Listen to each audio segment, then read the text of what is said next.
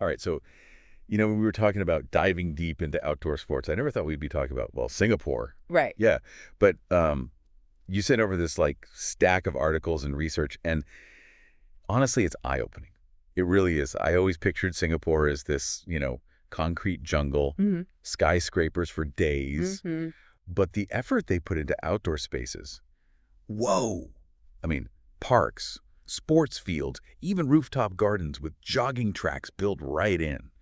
Talk about making the most of every square inch. It's really impressive. And it's more than just, trying to squeeze in a few token green spaces. Oh, yeah. Yeah, it's like they've woven this idea of being active right into the city's DNA. It's a small country, very dense population. Hmm. They've really thought about how to promote well-being in that kind of environment. And it's not just, here's a park, go have fun. Hmm. They take safety seriously, too. Like, really seriously. Yeah. One article mentioned they're even testing out AI-powered surveillance in some parks. Yeah. To keep an eye on things, especially during off hours when there aren't as many people around. Wow.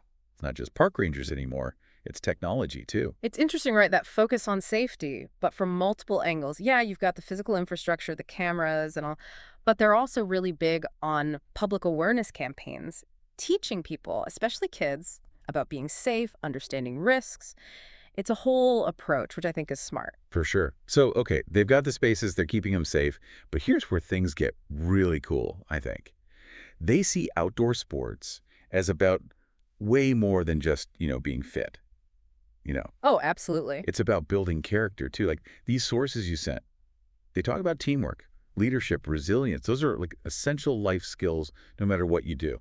Right. And they're not just talking about it, they're actually baking it into the whole sports experience. I read this one story about this young woman athlete from Singapore. She was talking about how dragon boating, of all things, taught her mental toughness, like the kind of grit you need to push through challenges, even when things get tough.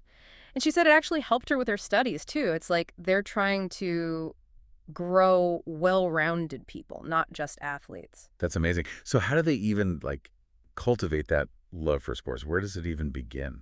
Well, schools play a huge role. They've got mandatory PE, of course, but they go way beyond that. Think camping trips, partnering with local sports clubs to give kids access to specialized training. They even have these programs that, like, celebrate students who really shine in athletics, even if they're not, championship material. They're trying to spark that interest early on, and then make sure they've got the support to really grow with it. Okay, but now I got to ask, Singapore's tropical, Yeah. right?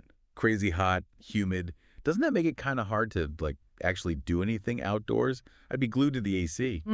I know, right? It gets intense. Like, forget your casual afternoon jog. You know what they do. Tai Chi at dawn. It's huge now. It's like their way to beat the heat, get some exercise, and it's become this whole social thing, too. Wow. I never would have thought. So they've adapted. Oh, totally. They've become masters of it, really. Scheduling things for the cooler parts of the day, making sure there's lots of shade, constantly reminding people about hydration, proper clothing. Plus, they're big on promoting activities that are still great for you, even in the heat, but maybe a little lower intensity. Walking, jogging, cycling, even gardening. It's like when cultures have that siesta built into their day during the hottest part. Yeah. It's fascinating how they adapt. But it's not all about just the physical stuff either, right? Just being outdoors, even in a city, it does something for your head, too. 100%. Like, there's all this research now about how important outdoor time is for stress, especially in these really fast-paced, always-on environments like Singapore. Doesn't matter if it's a hardcore run or a relaxed walk in a park or even outdoor yoga, just that connection with nature. It matters. So what I'm hearing is Singapore is basically ripping up the rule book on what outdoor sports can even look like, taking all these challenges and turning them into, honestly, strengths. Exactly. What we've learned today is that it takes more than just parks and gyms, right, to make outdoor activity a part of life. It takes thinking differently, adapting, and a vision that ties everything together. It makes you wonder, how could other big cities, even here, learn from what Singapore's doing? It's definitely something to think about.